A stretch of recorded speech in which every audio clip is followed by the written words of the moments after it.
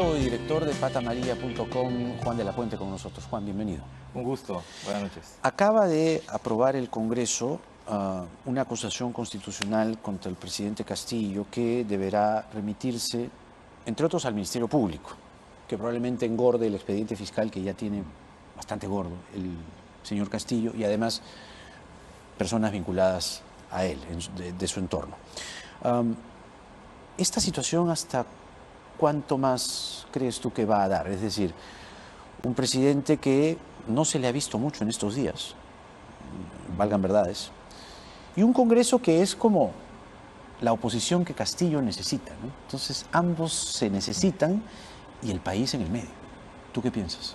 Sí, y quizás lo que vamos a empezar a recorrer después de que se ha formado un mayor consenso respecto de las acusaciones al presidente a raíz de la intervención de la Fiscalía de la Nación, sobre todo, a recorrer un camino constitucional inédito en las próximas semanas, los próximos meses, en relación ya no a la vacancia, sino a una probable inhabilitación. Es un debate muy abierto, pero además tengo la sensación que termina la legislatura con un Congreso que apostó en una dimensión que no le ha funcionado, porque junto a esta decisión tomada, por ejemplo, hoy día se vive el sabor del fracaso de la reforma constitucional de la bicameralidad. Hay una encuesta de hace algunas semanas de IEP que dice que al 57%, o sea, casi el 60% de peruanos le afecta más la economía y solo al 20% le afecta más la política. Me parece que esto determina una elección para los poderes, para la gente que hace política y las instituciones. O miras más a ese 60% o al 20%. Quiero decir es que probablemente la gente espere más de los poderes una relación con su vida cotidiana, más que esta pugna, y entonces la impopularidad del Parlamento y el presidente tiene que ver con esa insatisfacción de la gente. El balance habría que medirlo también en función de lo que la gente espera de los poderes.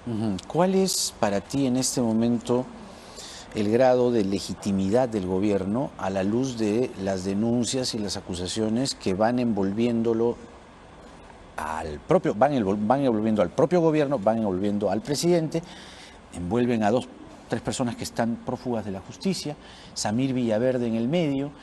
¿La legitimidad para ti se está licuando? Estamos hablando de la legitimidad del principal poder del Estado para efectos prácticos, porque la presidencia de la República en un régimen presidencialista es una institución fundamental. Y entonces su falta de legitimidad es una depreciación de la presidencia. Y eso me parece que es crucial, porque es legitimidad, pero también es implosión.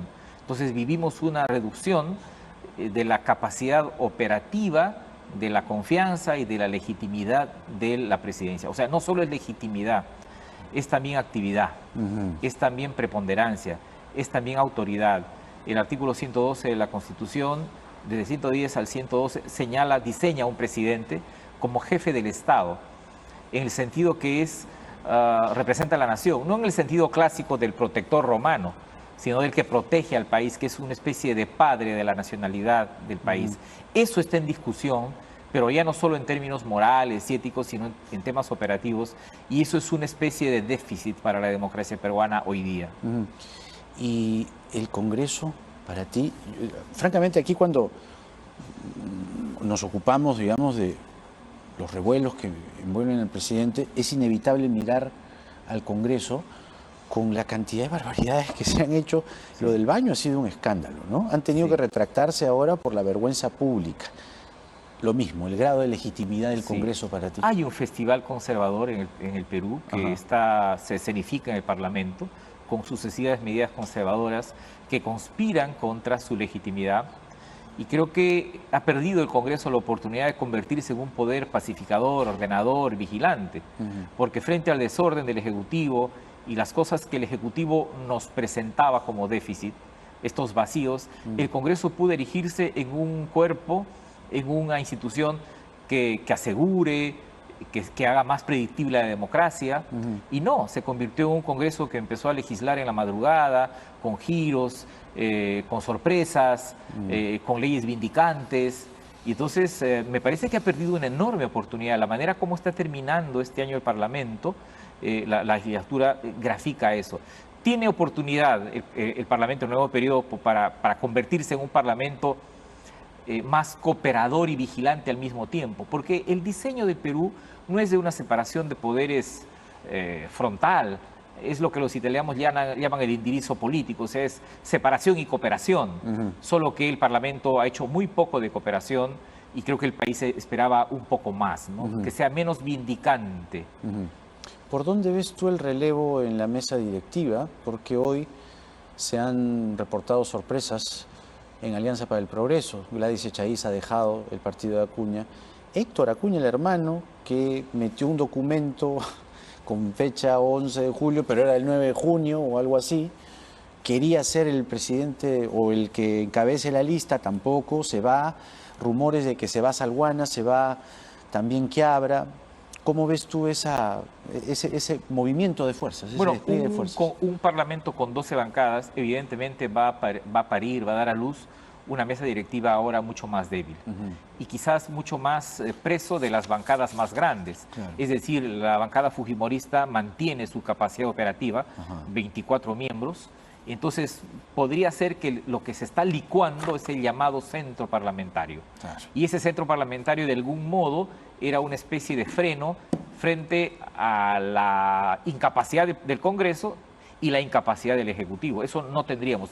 Un Congreso sin ese centro parlamentario malaguoso, sí es un Congreso incluso más impredecible. Claro. Y eso creo que es un riesgo para los próximos meses. Un detalle que hemos venido advirtiendo en estos días es que la acusación contra Dina Boluarte parece haberse congelado.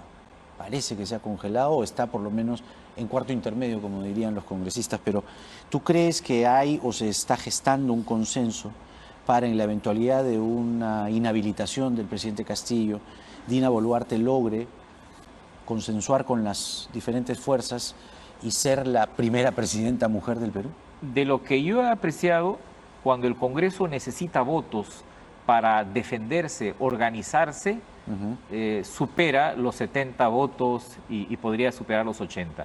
Cuando se trata de minar al Ejecutivo, no se alcanzan votaciones sustantivas. Entonces, el número 66 es un número complicado para el Parlamento, porque podría alcanzarse 71 votos para esta reforma frustrada, se han alcanzado 80, 100 votos para otras cosas, para el tema del retiro de fondos de las AFP, pero cuando se trata de afectar profundamente el equilibrio, producir una disrupción en la que el país puede decir algo contra el Parlamento, no se ha llegado todavía a los 66 votos. Entonces, me parece que la idea de ya abandonar la vacancia a los 87 votos, salvo que se produzca una cosa grave, y encaminarse a los 66 implica un cambio de postura. Y creo que ese cambio de postura pasa por fagocitar para licuar, depredar el centro parlamentario. Entonces, en este momento estamos en la depredación del centro parlamentario. ¿Coincides tú que, vistas las cosas en el gobierno, el Congreso, y abriendo un poco más el espectro, el encuadre, estamos ante un retroceso como sociedad? Es decir, pasan cosas como las de SUNEDU, pasan cosas como las del gobierno que no tiene un horizonte, un plan, pasan cosas que nos levantamos y decimos, ¿cuánto estará el dólar? Pasan cosas como las de, la inflación, pasan cosas como las que hasta se va Gareca.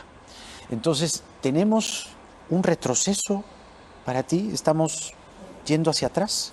Sí, pero es una involución frente a la cual la sociedad mantiene cierta indiferencia porque está preocupada por la cosa cotidiana. Claro. Y segundo, yo creo que es el ingreso a un túnel un poco más largo.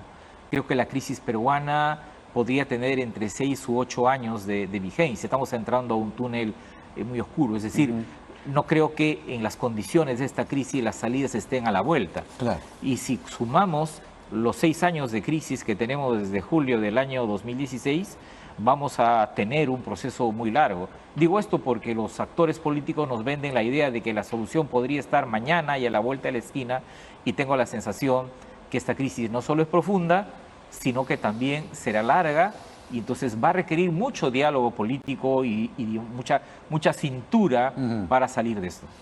El politólogo Juan de la Puente con nosotros, analizando la semana política, ciertamente con subidas y bajadas y con retrocesos, que es lo que hemos venido advirtiendo. Gracias, Juan, como siempre. Un gusto. Vamos a la pausa en Octavo Mandamiento y regresamos con lo último. No se vaya.